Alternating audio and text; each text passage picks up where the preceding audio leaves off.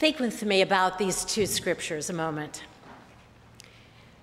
There were two widows. There were two only sons. There were two spirit people who came to the situation, and there was God. The Spirit of God that allowed these spirit people to create healing and transformation in a difficult time.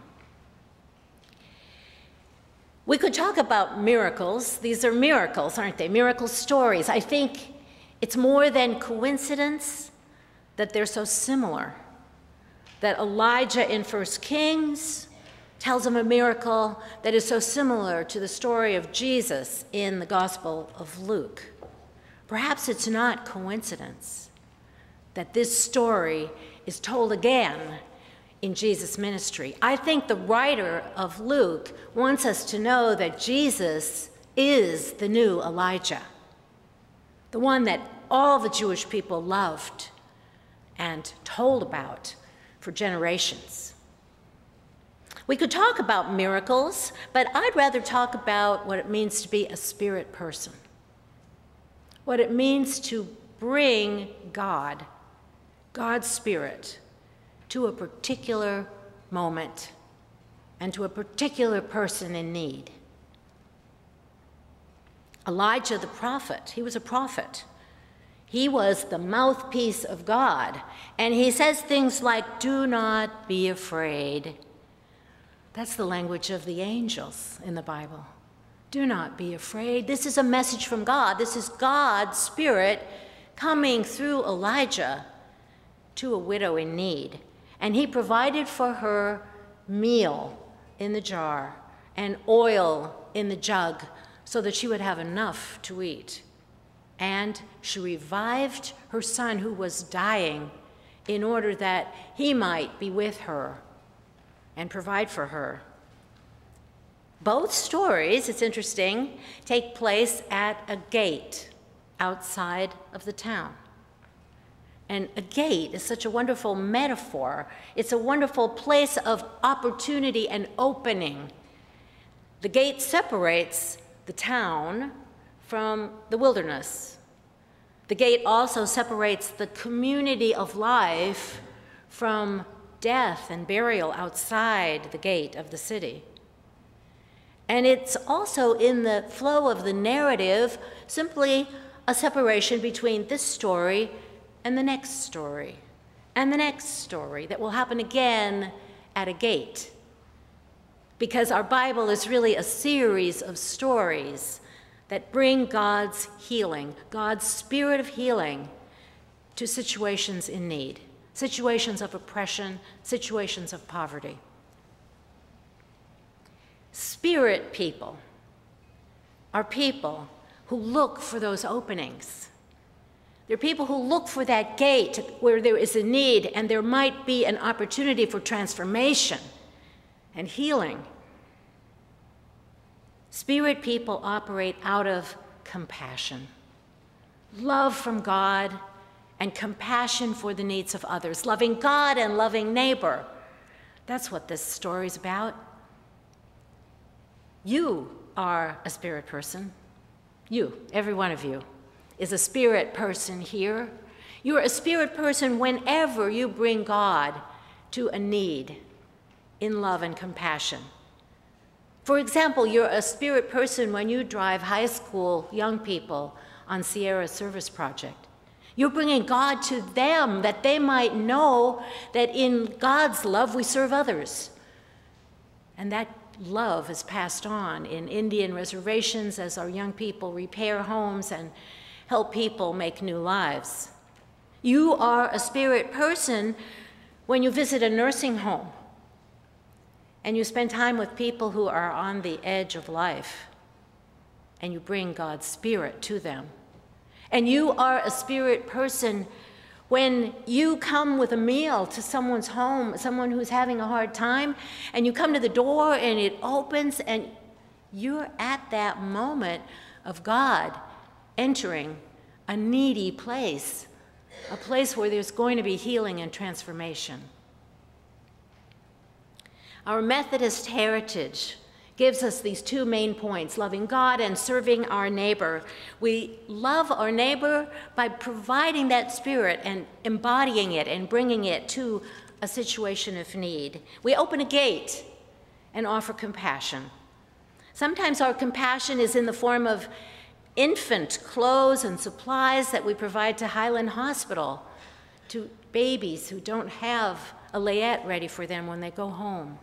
Or sometimes bringing God to a situation may mean that you're bringing your time and you're serving at Alameda County Community Food Bank, sorting cans, and your time is your compassionate witness. Or maybe it is your money, as we took an offering last week to create a bridge from our annual conference to Angola, that there might be a new medical clinic built there in that country. That's a compassionate bringing of God into the world to make a difference. And next week we will have our missionary who has been in Cambodia and will be in Nepal. This is another opportunity to give to the people who are most vulnerable around the world. In Bible times, being a widow meant to be vulnerable, because if you were a widow, that meant that you had no income. A woman only had income through her husband. All of her wealth and possessions came from him, and so without a husband, she would rely on her son, and if her son was to die, her only son in the case of these stories, she would be the very most vulnerable, with no one to care for her as she got older. Often, destitute widows without sons were forced into abusive relationships or into prostitution. It's no wonder that the biblical writers, both in 1 Kings and in Luke, chose to talk about widows, because they are the example of the most destitute of all people. These women both had a son dying. Elijah brought life again, and so did Jesus bring life at that gate outside the town when he revived a man who had already died. These examples are stories of individual acts of compassion, of bringing the love of God to a person in need through a spirit person. And this is how Stephen Ministry works. In Stephen Ministry, when someone is having a hard time in life for any reason, that person can ask for a caregiver. A woman is matched with a woman, a man with a man, and the caregiver brings hope in compassionate listening to the care receiver. It's not a counselor or a trained pastor, but it's a compassionate friend who has supervision and training to be able to be there, to be present, to in fact bring God's presence to a person who's hungry for that, to a person who may need a change in his or her life. Our ministry program, our Stephen Ministry program, reaches out not only to our congregation, but to anyone in the community in the valley that we live in. And it's a real honor that we have people who are spirit-led who want to serve in this way. We will be recognizing them today. But acts of compassion are not only one-on-one. They can also be broader. They can give compassion on a societal level. And our United Methodist denomination has been known for being involved in social movements of compassion. John Wesley was the founder of Methodism, and he started orphanages and schools. He was an avid opponent of slavery. Wesley's life spanned the whole 18th century, and during that time in England, great industrialization was happening, and cities were impacted, and so he fought for laws that would protect children in their labor situations, child labor laws. He worked for that because he thought politics had a hand in compassionate living. He preached against drinking, and he taught holy living by word and deed. And what he meant by holy living was living unselfishly, not living for oneself, in fact, fasting, living frugally, giving all he could to the poor.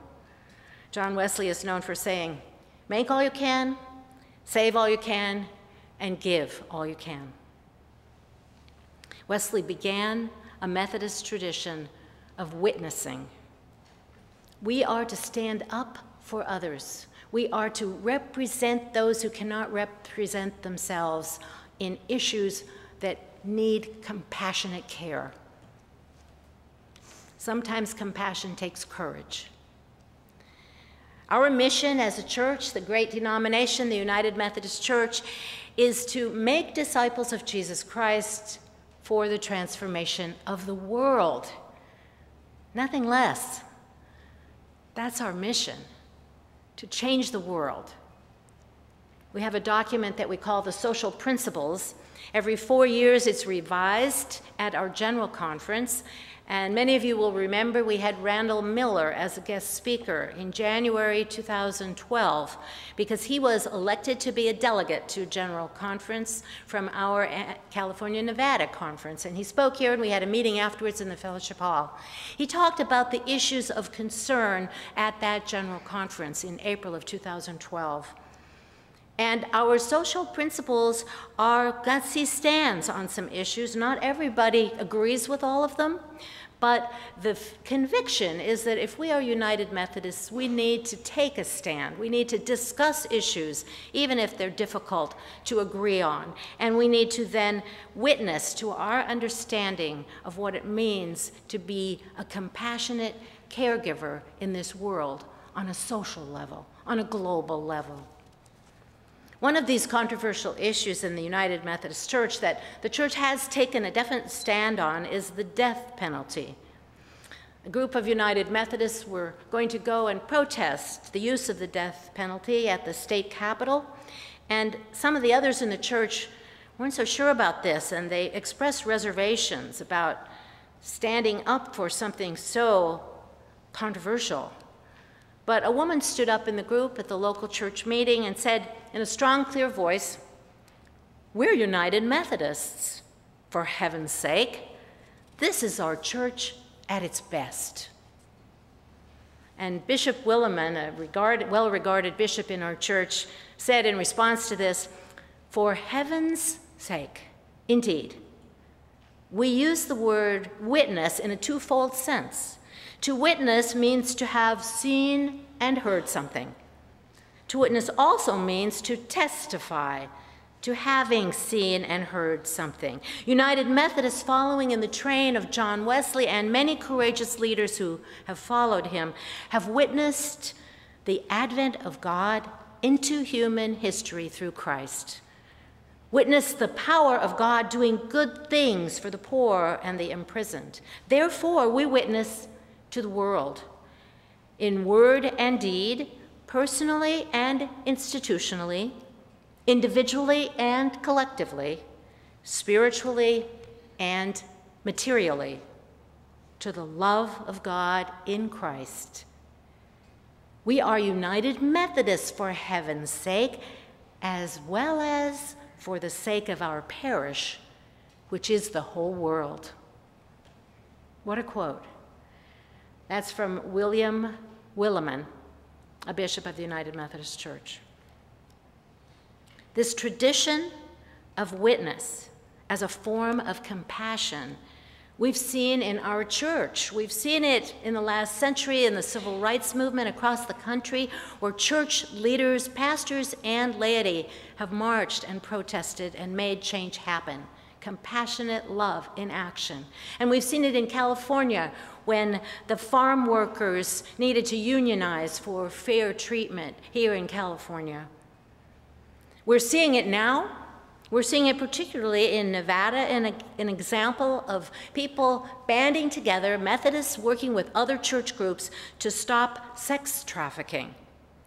Just this month, a coalition of church groups came together to lobby and pass a Nevada state bill into law making sex trafficking a major crime, with increased penalties and acknowledgement that victims are not criminals. Assets of traffickers are now able to be seized, and those convicted will be listed as sex offenders. This is the kind of work. This is an example of what the United Methodist Church does at its best.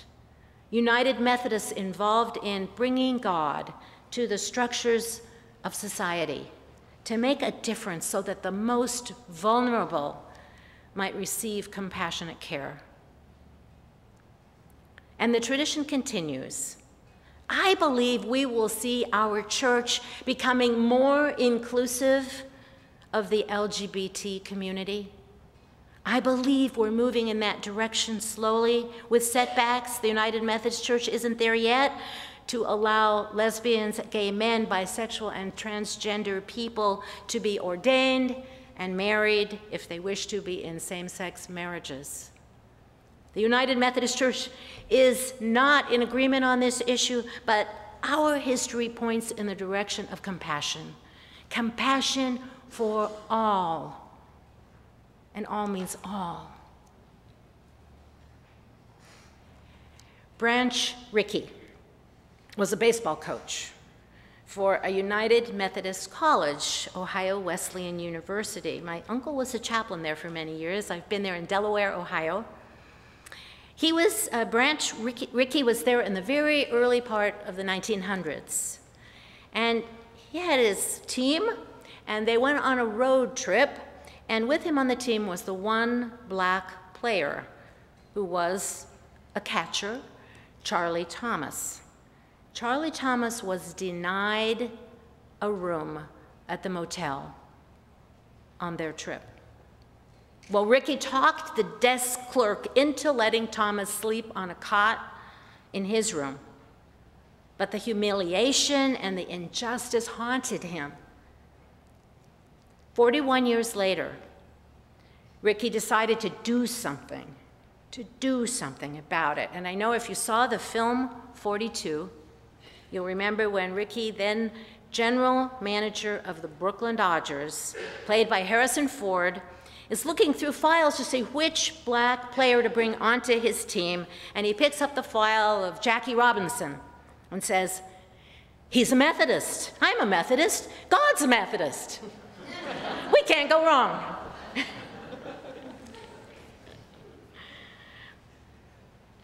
You can be a spirit person too. I hope you won't leave today just being proud to be a United Methodist, because we can be proud of our tradition. But I hope you will also be called to look at the relationships of your life, look at the structures of our society, and find how you can bring compassionate love to the present tense. How can you be a spirit person in your life today?